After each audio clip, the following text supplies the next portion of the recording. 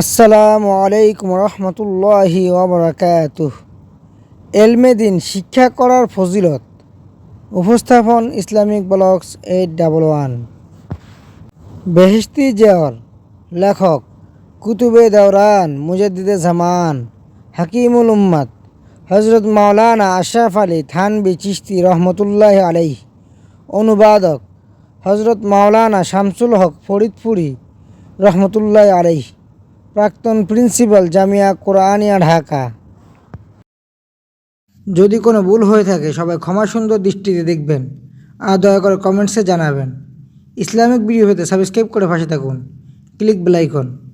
ইসলাম সম্পর্কে নিজে জানুন, শেয়ার করে অন্যদের জানার সুযোগ করে দিন। Please like, comments and share. এলমে দিন শিক্ষার ফজিলত। এর অর্থ আল্লাহর আদেশ নিষেধ, হুকুম আহকাম যাহা কোরআন হাদিসে বর্ণিত হইয়াছে বা ইমামগণ যেসব বিস্তারিত ব্যাখ্যা করিয়াছেন তাহা অবগত হওয়া। আল্লাহ পাক বলেন, ইয়ারফাউল্লাহুল্লাযীনা আমানু মিনকুম ওয়াল্লাযীনা উতুল ইলমা দারাজাত। অর্থ, যাহারা আল্লাহ এবং আল্লাহর রাসূলকে বিশ্বাস করিবে এবং যাহারা ধর্মজ্ঞান অর্জন করিবে, আল্লাহ তাআলা তাহাদের মর্যাদা অনেক বাড়াইয়া দিবেন। আল্লাহ পাক বলেন, কুল হাল ইয়াস্তাবিল্লাযীনা ইয়ালামুনা ওয়াল্লাযীনা লা ইয়ালামুন। অর্থ, বলো, যাহারা ধর্মজ্ঞান অর্জন করিয়াছে এবং যাহারা ধর্মজ্ঞান অর্জন করে নাই তাহারা কি সমান হইতে পারে? কখনো না। তলাবুল ইলমি ফারিদাতুন আলা কুল্লি মুসলিম। অর্থ, এলমে দিন শিক্ষা করা প্রত্যেক মুসলমানের উপর ফরজ, সে পুরুষ হোক আর নারী হোক। ফরজ তরক করা কবিরা গুনাহ, ফরজ তরককারী ফাসেক। মান ইউরিদিল্লাহু বিহি খায়রান ইউফাক্কিহু ফিদ্দীন ওয়া ইন্নামা আনা কাসিমু আল্লাহু ইউতি। অর্থ, হযরত সাল্লাল্লাহু আলাইহি ওয়াসাল্লাম বলিয়াছেন, আল্লাহ যাহার মঙ্গল চান তাহাকে ধর্মজ্ঞান দান করেন। ফয়েজ দেওয়ার মালিক একমাত্র আল্লাহ তাআলা ব্যতীত আর কেহ নাই, তবে আমি শুধু এসব বন্টনকারী মাত্র। প্রকৃতপক্ষে আল্লাহ তাআলা দানকারী। হাদিস, হযরত সাল্লাল্লাহু আলাইহি ওয়াসাল্লাম বলিয়াছেন, মানবের মৃত্যুর পর তাহার সব আমল খতম হইয়া যায়, অর্থাৎ আমল করিবার শক্তি থাকে না। কাজে সওয়াব হাসিল করিবার এবং মর্তবা বাড়াইবারও আর কোনো ক্ষমতা থাকে না। কেবলমাত্র তিনটি আমলের সওয়াব মৃত্যুর পরও জারি থাকে এবং তৎকারণে তাহার মর্তবাও বাড়িতে থাকে। এক, সদকায়ে জারিয়া, যেমন নেক কাজের জন্য কোনো সম্পত্তি আল্লাহর নামে ওয়াকফ করিয়া যাওয়া, আল্লাহর উদ্দেশ্যে মসজিদ, মুসাফিরখানা, মাদ্রাসা ইত্যাদি তৈরি করিয়া দেওয়া।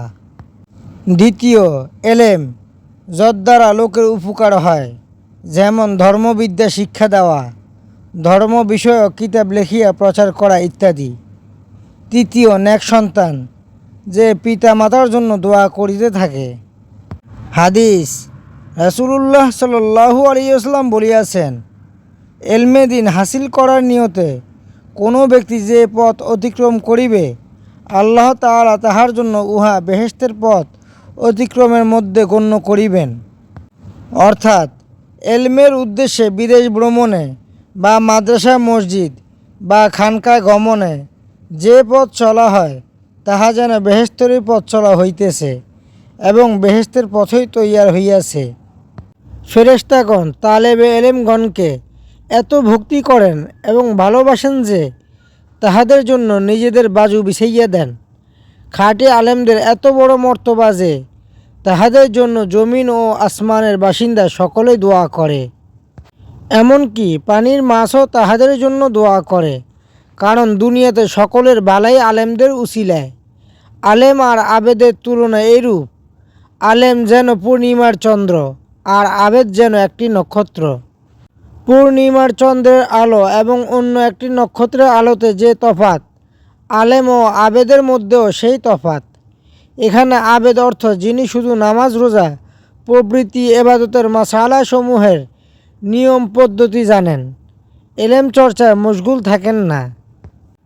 আর আলেম অর্থ যিনি তদুপরি অনেক বেশি এলেম জানেন এবং এলেমের চর্চায় জীবনযাপন করেন।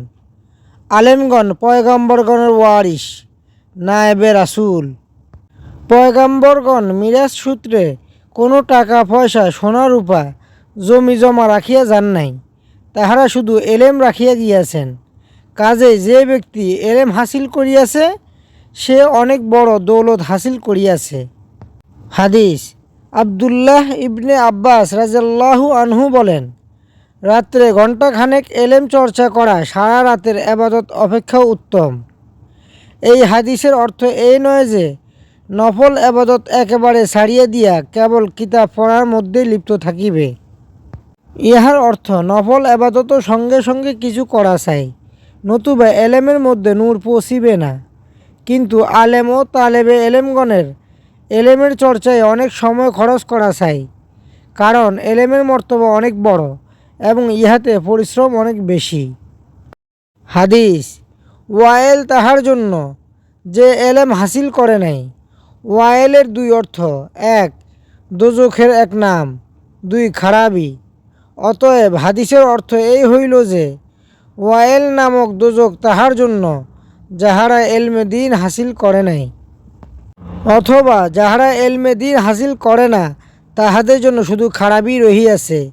এই মর্মে শেখ সাদি রহমতুল্লাহ আলাইহি বলিয়াছেন, জাহেলের পরিণাম দোজখ, কেননা যাহারা এলম হাসিল করে নাই, জাহেল হইয়া গিয়াছে, তাহাদের ভাগ্যে হোসনে খাতেমা অর্থাৎ ইমানের সঙ্গে জীবনযাপন, ইমানের সঙ্গে মৃত্যুবরণ খুব কমই জোটে। হাদিস, হজরত রাসূলুল্লাহ সাল্লাল্লাহু আলাইহি ওয়াসাল্লাম ফরমাইয়াছেন, আমি আল্লাহর শপথ করিয়া বলিতেছি যে আল্লাহ তাহার প্রিয় পাত্রকে কিছুতেই দোজখে ফেলিবেন না। এই মর্মে জৈনক আরবি শায়ের বলিয়াছেন, খোদার কসম, আল্লাহর প্রিয়গণকে দোজখ আযাব করিতে পারিবে না। কেননা আল্লাহর প্রিয়গণ দুনিয়াতে যে সমস্ত কষ্ট বিপদ আপদ সহ করে, তাহা তাহাদের কোনো পাপ থাকিলে তাহা মাফ করিবার জন্য যথেষ্ট। কিন্তু আল্লাহ প্রিয় হইতে হইলে প্রথমত এলমে দিন শিক্ষা করা দরকার। তারপর চিরজীবন আল্লাহর আশিক হইয়া আল্লাহর হুকুমগুলি রীতিমতো পালন করিয়া আল্লাহকে রাজি রাখিবার জন্য অবিরাম চেষ্টা করা আবশ্যক। দৈবাৎ যদি কখনো কোনো গুনাহর কাজ হইয়া পড়ে তবে তৎক্ষণাৎ তওবা করা দরকার। হাদিস, হজরত সাল্লাল্লাহু আলাইহি ওয়াসাল্লাম বলিয়াছেন, হে আমার উম্মতগণ, তোমরা লোকদিগকে আল্লাহর প্রিয় পাত্র বানাইতে থাকো, অর্থাৎ লোকদিগকে ধর্মশিক্ষা দান করিয়া আল্লাহর নৈকট্য লাভের পথে ধাবিত করিতে থাকো। তাহা হইলে আল্লাহ তোমাদিগকে স্বীয় প্রিয় পাত্র অলি করিয়া লইবেন। হাদিস, হজরত সাল্লাল্লাহু আলাইহি ওয়াসাল্লাম বলিয়াছেন, যে ব্যক্তি এলেম শিক্ষা করিয়া সেই এলেম অনুযায়ী আমল করিবে, আল্লাহ পাক তাহাকে এমন এলেম দান করিবেন যাহা সে জানিত না। অর্থাৎ এলেমের উপর খাঁটিভাবে আমল করিলে আল্লাহর তরফ হইতে এলমে লাদুন্নি এবং এলমে আসরার দান করা হইবে। হাদিস, আলেমের চেহারা দর্শন করাও এক ইবাদত। হাদিস, আলেম যদি তাহার এলেমের দ্বারা শুধু একমাত্র আল্লাহর সন্তুষ্টি লাভের নিয়ত করে, তবে সেই আলেমকে এমন হায়বত দান করা হয় যে তাহাকে সকলে ভয় এবং ভক্তি করে। হাদিস, খাঁটি আলেমগণ যদি আউলিয়া না হন তবে অন্য কেহই আল্লাহর অলি হইতে পারে না। অর্থাৎ যে সমস্ত আলেম এলেম পড়িয়া আমল করেন তাহারা নিশ্চয়ই আল্লাহর অলি। হাদিস, হজরত রাসূলুল্লাহ সাল্লাল্লাহু আলাইহি ওয়াসাল্লাম ফরমাইয়াছেন, আল্লাহ চির উজ্জ্বল করিয়া রাখুন ওই ব্যক্তির চেহারা যে আমার বাণী শ্রবণ করিবে এবং অবিকল যেমন শুনিয়াছে তেমনই অন্যকে পৌঁছাইয়া দিবে। অর্থাৎ কোনরূপ কম বেশি না করিয়া অবিকল হাদিস অন্যকে যিনি শিক্ষা দিবেন তিনি হজরতের এই দোয়া পাইবেন। সুবহানাল্লাহ, কত বড় কিসমত, কত বড় দৌলত! যাহারা এলমে দিন শিক্ষা দিবে তাহারাই এই দোয়ার পাত্র হইবে। অতএব প্রত্যেক মুসলমানেরই হজরতের দোয়ার প্রতি আগ্রহাম্বী হইয়া এলমে দিন শিক্ষা করা দরকার। হাদিস, যে ব্যক্তির হাতে একজনও মুসলমান হইবে সে নিশ্চয় বেহেশতি হইবে, অর্থাৎ কাহারও চেষ্টার দ্বারা একটি মাত্র লোক মুসলমান হইলেও সে বেহেশতে যাইবে।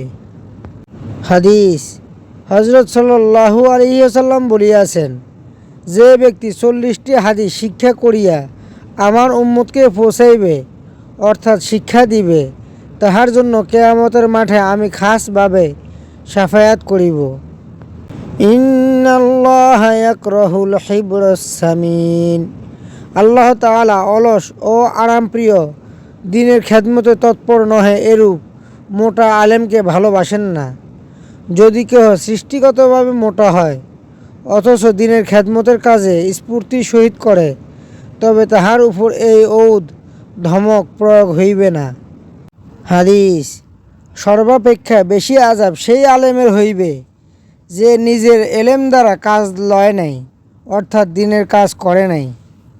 হাদিস, দোজখের মধ্যে একটি ভীষণ গর্ত আছে, যাহা হইতে স্বয়ং দোজখ দৈনিক 400 বার খোদার নিকট পানাহ চায়।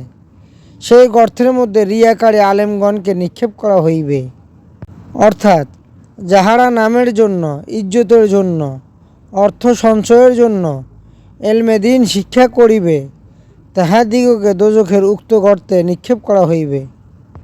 হাদিস, হজরত আবদুল্লাহ ইবনে মাসউদ রাদিয়াল্লাহু তাআলা আনহু বলেন, আলেমগণ যদি এলমের মর্যাদা রক্ষা করিয়া চলিতেন তবে নিশ্চয় আলেমগণই জামানার সর্দার হইতেন। বড়ই পরিতাপের বিষয়, আলেমগণ পার্থিব লোভের বশীভূত হইয়া দুনিয়াদারের কাছে গিয়া বেইজ্জত হন।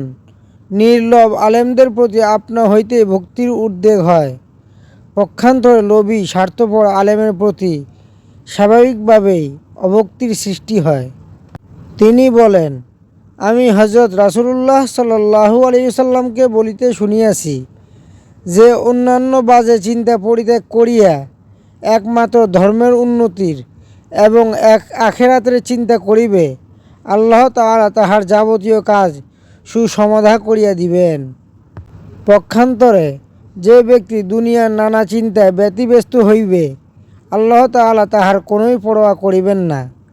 অবশেষে সে ওই সব চিন্তার সাগরে ডুবিয়া বিনাশ হইবে। আজকাল সাধারণত লোকে চিন্তা করে যে এলমে দিন পড়িলে ইজ্জতেরও অভাব হইবে এবং রুজি রোজগারেরও অভাব হইবে।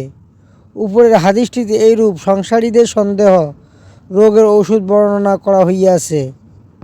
অতএব হে মুসলিম ভ্রাতা ভগ্নীগণ, ভীত হইবেন না, নির্ভীক চিত্তে আগ্রহের সহিত নিজেদের ছেলে মেয়েদের এলমে দিন শিক্ষা দিবেন।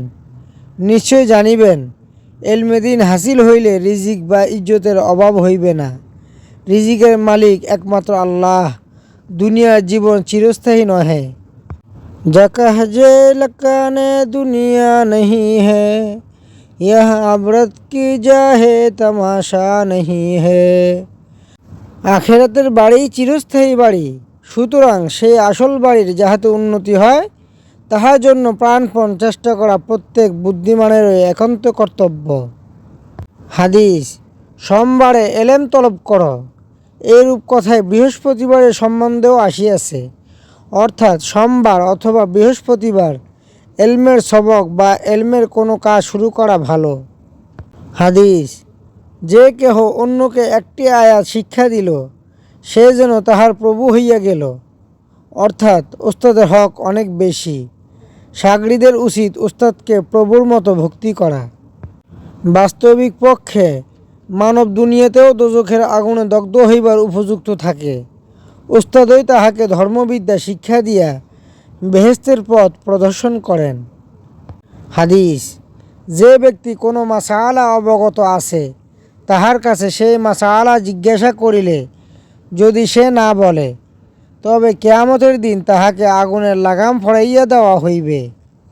হাদিস, যে ছেলে কোরআনের হাফেজ হইবে, কোরআন শিক্ষা করিয়া তদনুযায়ী চলিবে, তাহার মা বাপকে কিয়ামতের দিন এত এত সম্মান দান করা হইবে যে তাহাদের টুপির উজ্জ্বলতা সূর্যের আলোকের ন্যায় সারা পৃথিবী আলোকিত করিবে। হাদিস, যে বংশের একটি ছেলে হাফেজ হইবে, তাহার সুপারিশে তাহার বংশের এমন 10 জন বেহেশতে যাইবে, যাহাদের জন্য দোজখ নির্ধারিত হইয়াছিল। বিশেষ দ্রষ্টব্য, আমি ভিডিওতে যে মাসাইল সম্পর্কে বলি তা সম্পূর্ণ কিতাবের ভাষায় উল্লেখ করি। যদি কাহারও বুঝতে সমস্যা হয় বা আরও বিস্তারিত জানতে চান কমেন্ট করে জানাবেন। ইনশাআল্লাহ বিস্তারিত বুঝিয়ে উত্তর দেওয়ার চেষ্টা করব।